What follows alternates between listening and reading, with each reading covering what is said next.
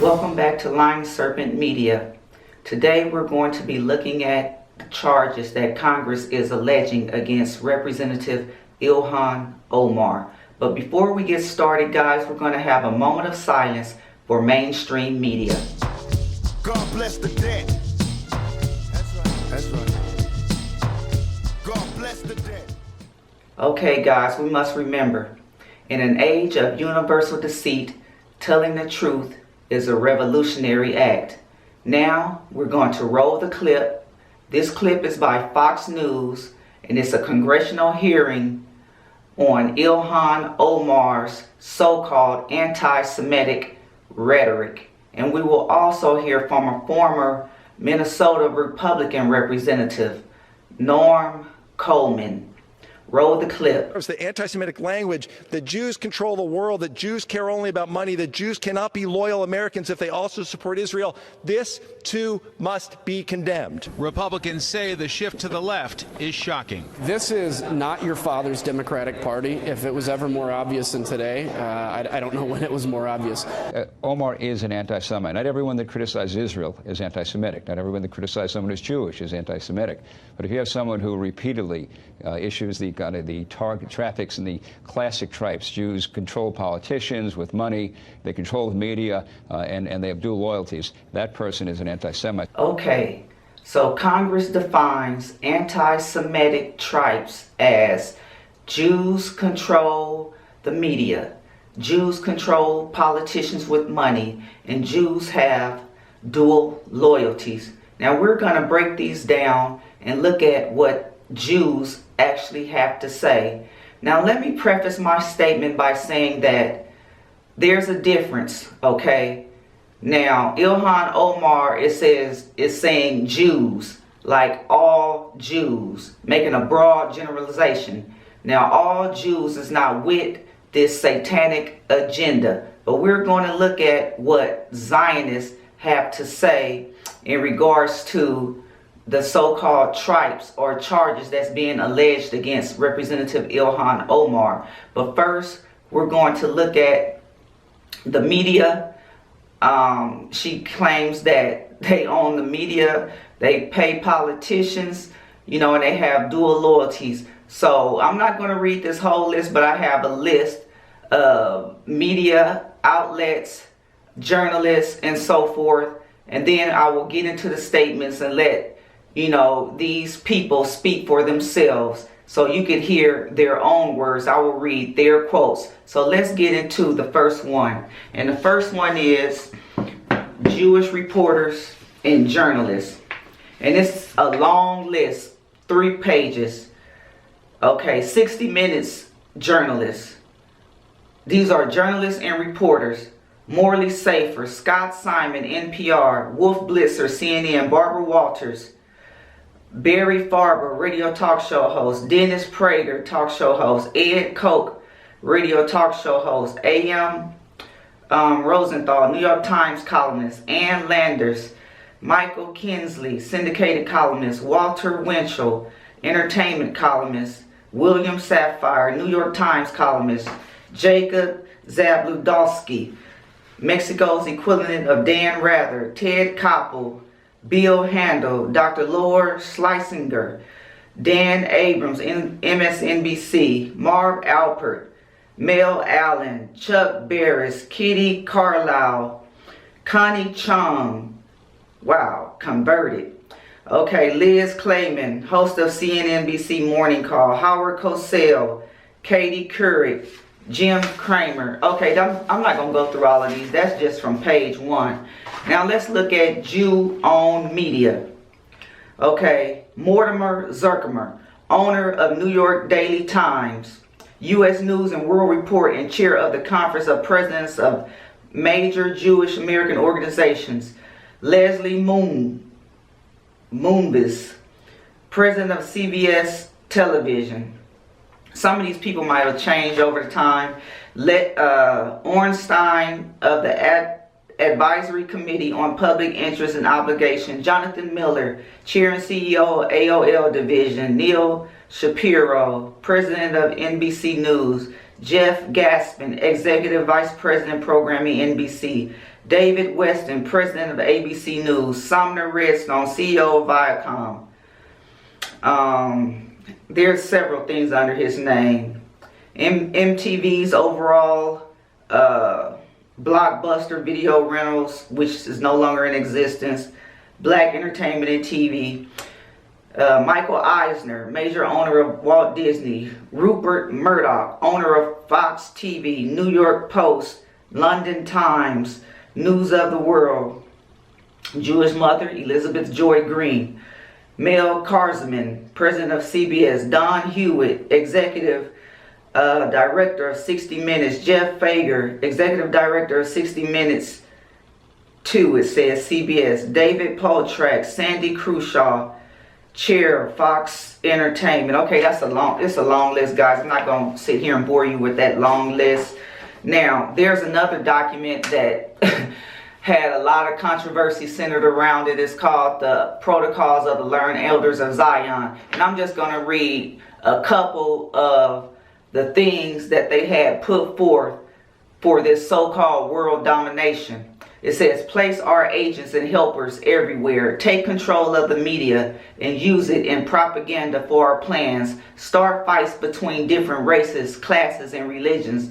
Use bribery, threats, and blackmail to get our way. Use free Masonic lodges to attract potential public officials. Appeal to successful people's egos. Appoint puppet leaders who can be controlled by blackmail.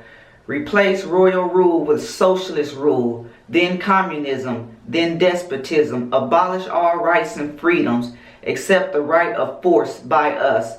Sacrifice people, including Jews sometimes when necessary. Eliminate religion, replace it with science and materialism. It's a long list of these certain criteria that they are looking to put in place, and I'm not going to read through all of them, but based on what I read, you need to ask yourself, has these things taken place in the past? Are they currently taking place right now? You decide. The synagogue of Satan. And we will hear from various people in the past and what they had to say in regards to Jews dominating and taking over the world, which is basically Zionism.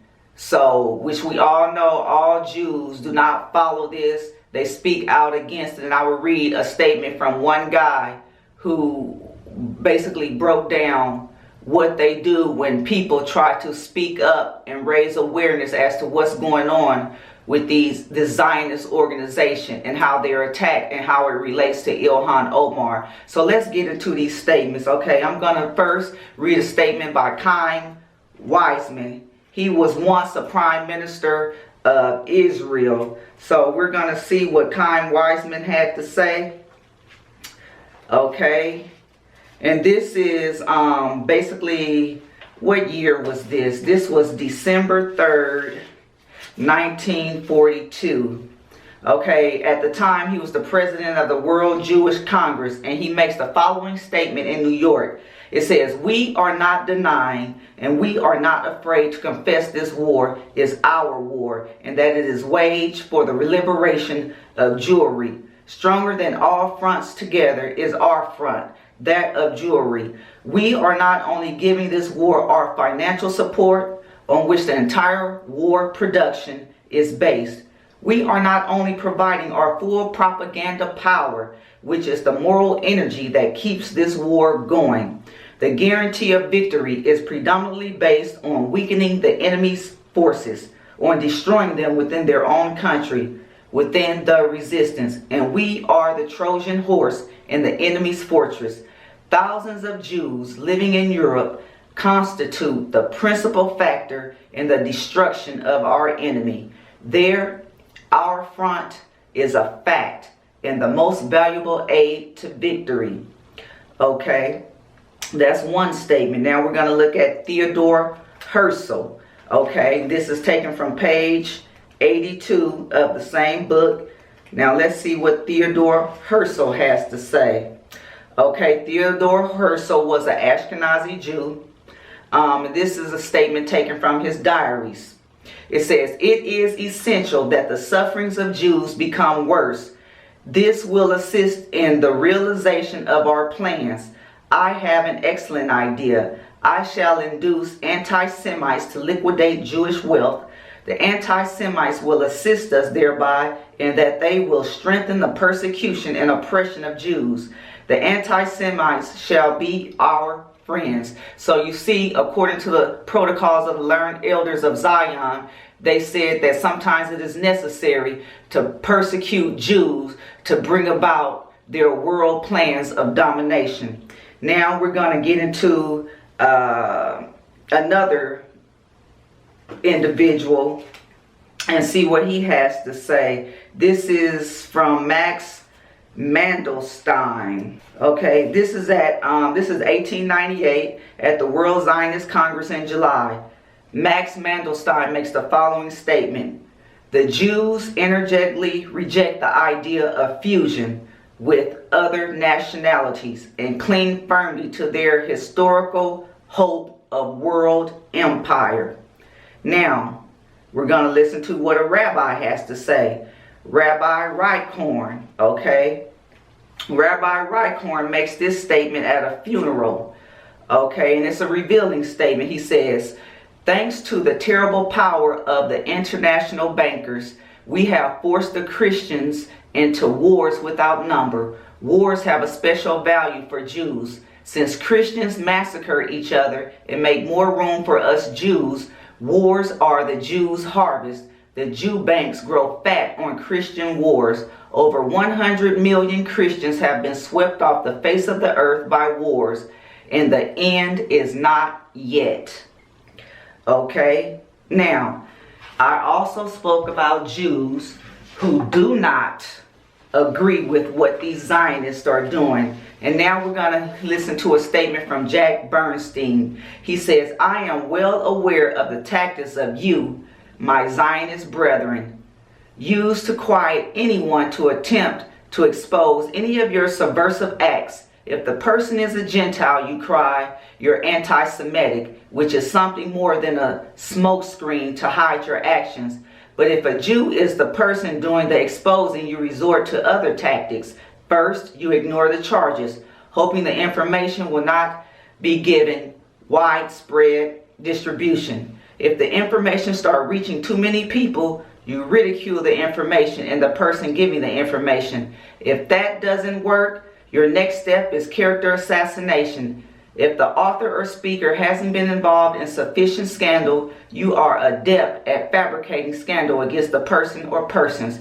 If none of these are effective, you are known to resort to physical attacks, but never do you try to prove the information wrong." This is Jack Bernstein, who is also a Jew, and this is taken from the life of an American Jew in racist, Marxist Israel. Okay guys, my battery is dying, so I'm going to take a quick break, change the battery, and then continue on with this information and dealing with these charges that Representative ILhan Omar is facing, you know, this anti-Semitism charge. Okay, let's continue on. Okay, now, this is a statement from Menachem Begin. He was the 6th Prime Minister of Israel and the commander of the Irgun terrorist group. And this is what he has to say. "Our race is the master race. We Jews are divine gods on this planet. We are as different from the inferior races as they are from insects. In fact, compared to our race, other races are beasts and animals." As you know, they refer to us as goyim, human cattle. Okay? So he says, in fact, compared to our race, other races are beasts and animals, cattle at best. Our destiny is to rule over the inferior races. Our earthly kingdom will be ruled by our leader with an iron rod.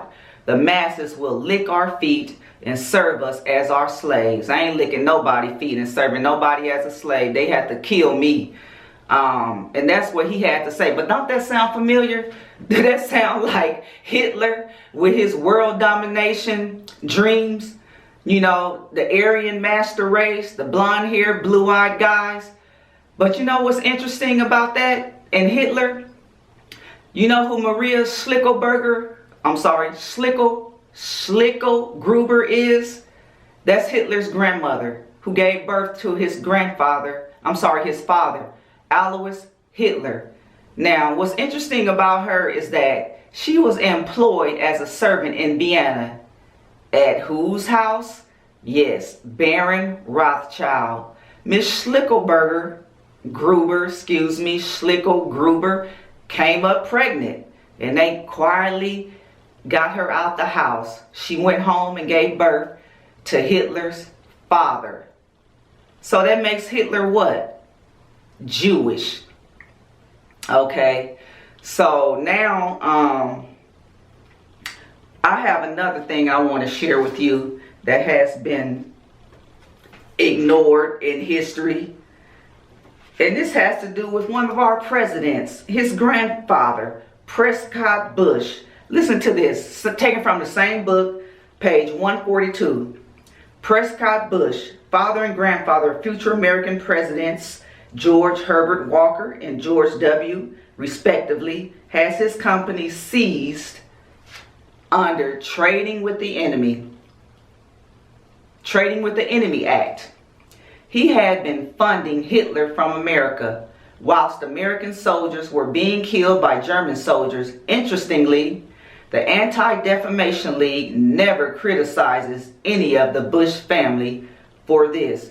So that goes back to that document, you know. And there's one more thing that I had mentioned in another video when we were talking about politicians. Controlling politicians with money is one of the charges that Congress is alleging. Now, in a previous video, I made a statement taken from the same book. It's dealing with President Woodrow Wilson.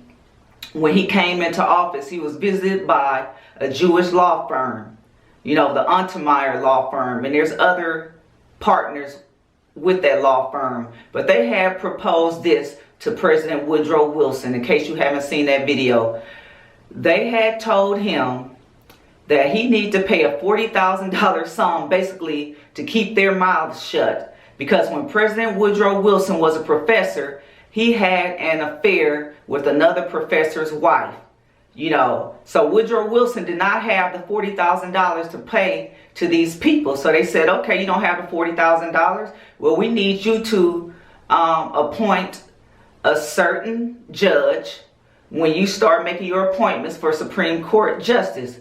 We want you to appoint Louis Brandeis to the Supreme Court. Now, go back and look in history. Was Louis Brandeis appointed to the Supreme Court? And there's some interesting statements that President Woodrow Wilson had to make in regards to all this that was taking place during his time and what he personally had to deal with, you know, with this blackmail. And we're gonna read this statement, and I'm gonna end with this statement, and I'll be right back because it's in another book. This book is called Pawns in the Game. Okay guys, I'm back. This is the book, Pawns in the Game, and this quote will be taken from page 155. Now, this was after Paul Warburg's Federal Reserve System had been in operation 3 years. So this is 1913 to 1916. And President Woodrow Wilson summed up the economic situation in the United States of America as follows. A great industrial nation is controlled by its system of credits. Our system of credits is concentrated. The growth of the nation, therefore, and all our activities are in the hands of a few men. We have come to be one of the worst ruled, one of the most completely controlled and dominated governments in the civilized world. No longer a government by conviction and the free vote of the majority, but a government by the opinion and duress of a small group of dominant men. That is actually what modern so-called democracy really means. As you can see, my US Jack is upside down because this has been taking place for a while now. We are a subverted nation. People need to wake up. I told you, in an age of universal deceit, telling the truth is a revolutionary act. We need to wake up, start reading and researching for ourselves, and stop letting mainstream media do the thinking for us, telling us what to think, who to hate, who to love.